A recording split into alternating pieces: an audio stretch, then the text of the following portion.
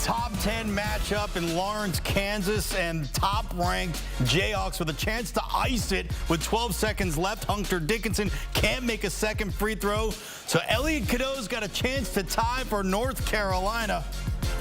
And his shot, as the clock winds down, is going to be just short.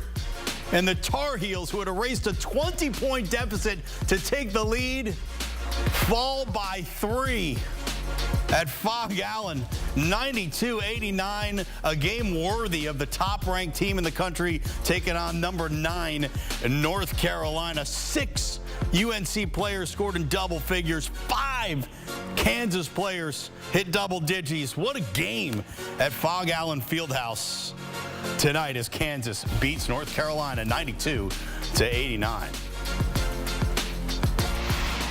Well, that was our second top 10 matchup of the college basketball season. It's in the books, and what a game it was as we say hello to CBS Sports senior writer Matt Norlander. Matt, I mentioned all the players in double figures on both sides. 11 combined players through both teams scoring in double digits. So the stuff was spread all across. What did we learn about both of these teams tonight? Well, let's start with the team that lost first, North Carolina. We learned that they've got some really good resolve. You know, this was almost a flip script from 2.5 years ago, that national championship game when UNC had the big lead at halftime and blew it. Kansas came back and won by a bigger halftime deficit than any team in title game history. Here, North Carolina comes back, roars back, 20 down in the first half, takes the lead in the second half, and we saw, and we've seen through 2 games here, it's not just R.J. Davis. I mean, Elliot Cadeau, 12 points, 7 assists, had some key plays there. Seth Trimble, my goodness, 19 points, 10 of 10 from the foul line between him, Jalen Withers stepping up big. We are seeing in what is probably the most hostile environment and toughest environment to win in college basketball year in and year out, for UNC to come back and do that, and to do it by getting to the foul line, being aggressive, being quick. 28 of 31 from the foul line. It is rare when Kansas doesn't come close to matching its opponent in that building from the free throw line. UNC had 31 attempts. Kansas, not nearly as much, just 17 overall. But a good showing by UNC, which is obviously an underdog, an 8.5-point underdog. And then for Kansas, real quick, to be able to hold off North Carolina, a good sign. We haven't seen this team just yet. Again, we're in the first week of the season, so we haven't seen this team operate at the height of its powers just yet.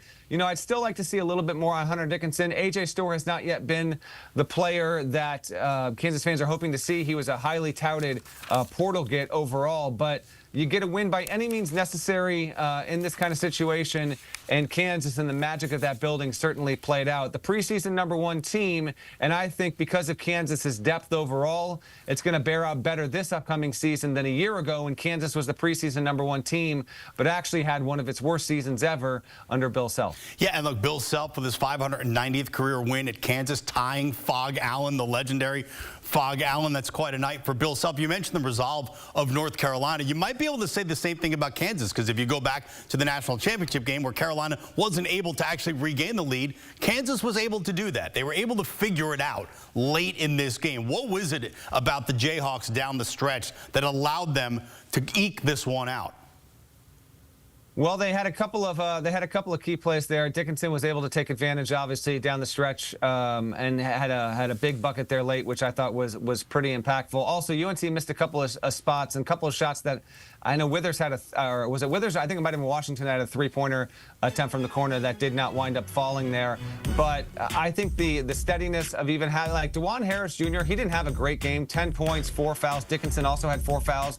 But to have him on the floor, KJ Adams, I think a key thing for them is to have these guys who have played together so long, that trio, and really understand each other. That can be critical in those kinds of moments there. But Russ, if you'll allow me, I just want to kind of take this game beyond the result and just say the fact that, you know, Carolina had not played at Kansas since 1960, okay?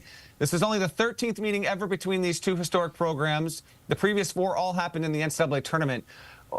What a result. I mean, as I was watching the final 2-3 minutes of this game, I was just so invigorated, not just by the game that was unfolding and not knowing who was going to win, but for college basketball to get a game of this caliber and not even have it be at a neutral site. Just for example, like Auburn and Houston scheduled to play on Saturday at the Toyota Center where the Rockets play. I really wish that game was at the Fertitta Center, but for a lot of different reasons, high-level college basketball games in the month of November don't tend to happen in true road and home environments.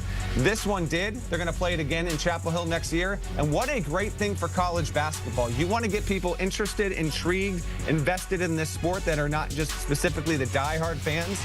You get games like this. You get Carolina versus Kansas at Fog Allen Fieldhouse. Top 10 teams in a close game. This was a wonderful advertisement for the sport in the first week of the season. And we've got a variety of really good matchups. But this one, because of the brand power, had the capacity to bring in more people than just about anyone shy of what we'll see, obviously, on Tuesday with the Champions Classic, which we get every year. Yeah, no arguments here.